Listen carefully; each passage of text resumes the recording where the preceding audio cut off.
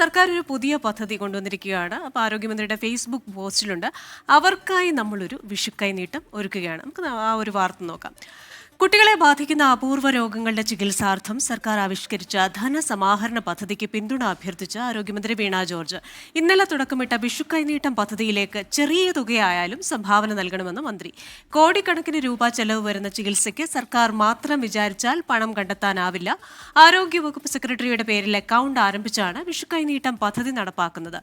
പ്രേക്ഷകർക്കറിയാം, SMA, growth hormone, lysosomal storage തുടങ്ങിയ മാരക രോഗങ്ങൾക്കുള്ള മരുന്ന് ഇന്ത്യയിൽ ലഭ്യമല്ല. നമുക്ക് ഈ കുട്ടികളെ കഴിയാവുന്ന വിധത്തിൽ സഹായിക്കാം. ബാങ്ക് അക്കൗണ്ട് വിവരങ്ങൾ പ്രേക്ഷകർക്ക് ഇപ്പോൾ സ്ക്രീനിൽ കാണാവുന്നതാണ്. Account number, IFSC code, contact number, state bank of India branch Thiruvananthapuram main ആണ്.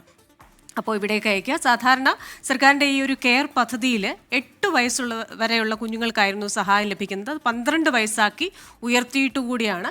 അപ്പോൾ നിങ്ങളുടെ ചെറുതും വലുതുമായ സംഭാവനകൾ ഓരോ ചെറിയ കുഞ്ഞിനും ആജീവനാന്തം വരുന്ന ഈ ചെലവുകളിലേക്ക് നമ്മുടേതായിട്ടുള്ള ചെറിയൊരു സംഭാവന നൽകാൻ ഒരു വിഷു കൈനീട്ടമായി ഈ കുഞ്ഞുങ്ങൾക്ക് ഒരു സഹായം എത്തിക്കാനുള്ള ഒരു സമയമാണ്. നിങ്ങൾക്ക് ഹെൽത്ത് സെക്രട്ടറി, ആരോഗ്യ സെക്രട്ടറിയുടെ അക്കൗണ്ട് നമ്പറും IFSC കോഡും കോൺടാക്ട് നമ്പറും സ്ക്രീനിൽ കാണാം. സഹായിക്കാൻ താല്പര്യമുള്ള എല്ലാവരും തന്നെ സഹായിക്കുക. നമ്മൾ ഈ അക്കൗണ്ട് നമ്പർ ഡീറ്റെയിൽസ് ഉടനെ തന്നെ യൂട്യൂബിൽ പിൻ ചെയ്യുന്നതായിരിക്കും. അപ്പോൾ നിങ്ങൾക്ക് അത് കാണുകയും സഹായിക്കുകയും ചെയ്യാം.